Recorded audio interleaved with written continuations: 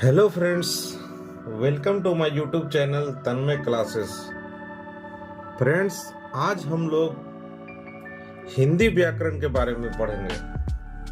हिंदी व्याकरण किसे कहते हैं और हिंदी व्याकरण को सीखने का मुख्य कारण क्या है, इस पर आज हम चर्चा करेंगे, जिसका हमारा मेन टॉपिक है व्याकरण क्या है या व्याकरण किसे कहते हैं। तो व्याकरण, किसी भाषा का व्याकरण वह शास्त्र है जो हमें शुद्ध शुद्ध बोलना, शुद्ध शुद्ध लिखना और शुद्ध शुद्ध पढ़ना सिखाता है, उसे हम व्याकरण कहते हैं। जैसे माँ खाना बनाता है या माँ खाना बनाती है, दोनों वाक्य है दोस्तों। लेकिन अब यहाँ पर हम यह डिसाइड करना है कि कौन सा वाक्य सही है। तो जो वाक्य में लिखा हुआ है माँ खाना बनाता है, तो यह वाक्य गलत है। लेकिन जो नीचे वाक्य है माँ खाना बनाती है, तो वह वाक्य जो है सही है।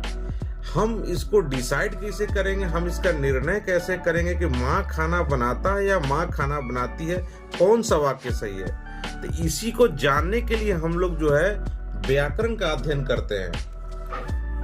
भाषा कई प्रकार के हैं, सभी भाषा का व्याकरण अलग अलग होता है। जैसे हिंदी का अलग व्याकरण है, अंग्रेजी का अलग व्याकरण है जिसे हम लोग ग्रामर भी कहते हैं, और हमारे सबसे प्राचीन भाषा जो संस्कृत है उसका अलग व्याकरण होता है।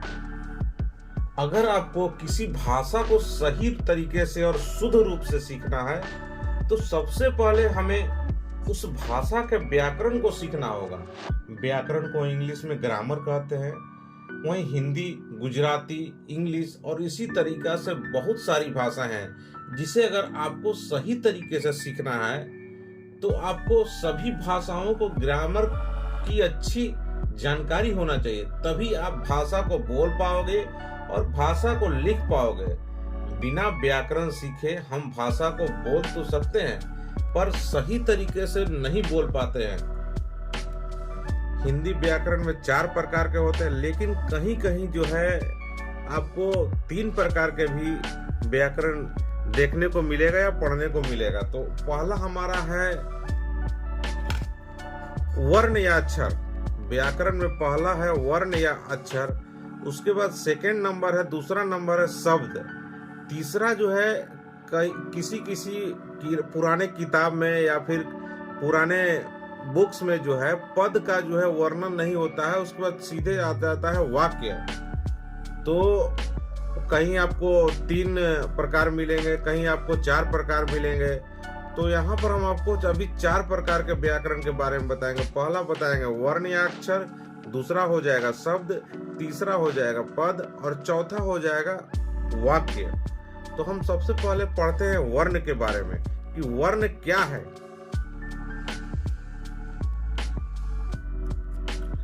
तो आइए हम जानते हैं वर्ण क्या है।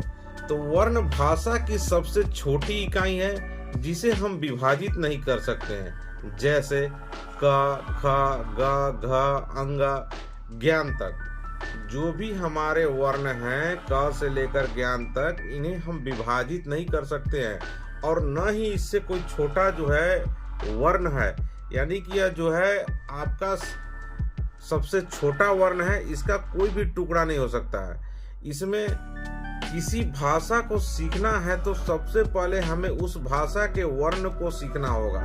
तो हिंदी में वर्ण ये सब है, उसी तरीका से इंग्लिश ग्रामर में जाइएगा तो वर्ण में सबसे छोटी इकाई जो है वह अल्फाबेट ए से लेकर जेड तक होता है। उसी तरीका से संस्कृत में जाइएगा तो संस्कृत का वर्ण जो है अलग होता है। तो हमें किसी भी भाषा को जानने के लिए या सीखने के लिए सबसे पहले जो उस भाषा की सबसे छोटी इकाई वर्ण है उसको सीखना हमें बहुत जरूरी है। उसके बाद आता है शब्द। जब 2 या 2 से अधिक वर्णों को एक साथ जोड़ते हैं तो एक शब्द की रचना होती है। वर्णों को हम विभाजित नहीं कर सकते हैं, लेकिन शब्द को विभाजित किया जा सकता है। यहाँ पर देखिए, आपको जो है वर्ण से मिलकर शब्द का निर्माण होता है, शब्द को हम विभाजित कर सकते हैं, लेकिन वर्ण जो है सबसे छोटी इकाई है जिसे हम विभाजित नहीं कर सकते हैं। उदाहरण में देखिए कमल। कमल को यदि हम विभाजित करते हैं तो क जोड़ म जोड़ ल, यह जो है इसका तीनों वर्ण अलग अलग हो जाता है। उसी तरीका से तन्मय। तन्मय में 4 वर्ण है जो कि अलग अलग हो जाते हैं, त न म य। तो इन्हीं शब्द वर्णों को जोड़कर जो है आपका एक शब्द का निर्माण हुआ है। और शब्द जो है आपका जैसे कमल हो गया, तन्मय है, ये सब क्या है, हमारे शब्द हैं। तीसरा जो है व्याकरण के प्रकार में आता है पद। पद, इसका विवरण किसी किसी व्याकरण में आपका नहीं भी रहता है। पद का विवरण वहाँ मुख्यतः जो है 3 प्रकार का ही वर्णन रहता है, वर्ण का, शब्द का और वाक्य का। लेकिन जो है कहीं कहीं पद का वर्णन नहीं होता है। यहाँ हम पद के बारे में जानेंगे।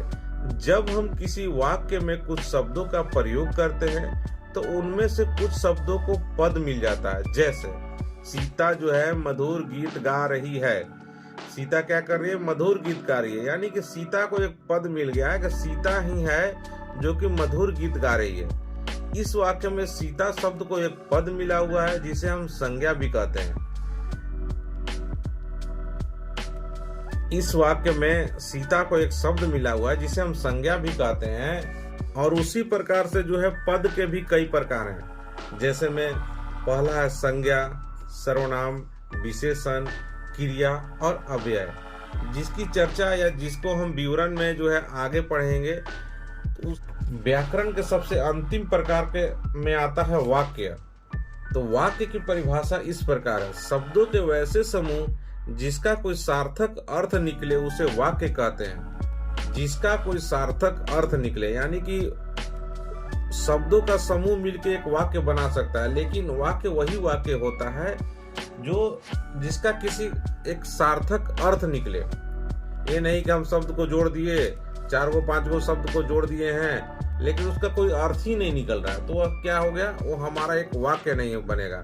जैसे सौम्या को गणित विषय पसंद है, इसका अर्थ यह निकल रहा है कि सौम्या जो है उसको गणित विषय काफी पसंद है। लेकिन यही हम वाक्य में बोले, शब्दों को जोड़कर एक वाक्य बनाएंगे, जैसे गणित को सौम्या विषय है पसंद, जिसका कोई अर्थ ही नहीं निकलेगा। तो लेकिन शब्दों का समूह है लेकिन उसका अर्थ नहीं निकल रहा है, यानी कि वह जो है मेरा वाक्य नहीं है। लेकिन यहाँ जो वाक्य लिखे हम, सौम्या को गणित विषय पसंद है, यह एक सार्थक अर्थ निकल रहा है, यानी कि ये मेरा एक वाक्य हुआ। उसी तरीका से अब देखिए अंतिम में वर्ण भाषा की सबसे छोटी इकाई है। वर्ण जो है भाषा की सबसे छोटी इकाई है और इन वर्णों को मिलाकर शब्द की रचना होती है और वर्णों को मिलाकर एक शब्द बनता है और उन शब्दों को मिलाकर एक वाक्य बनता है। मतलब वर्ण से स्टार्ट हुआ, उसके बाद शब्द आया, शब्द से फिर वाक्य बना और वाक्य बनता है तो उसका एक सार्थक अर्थ निकलता है।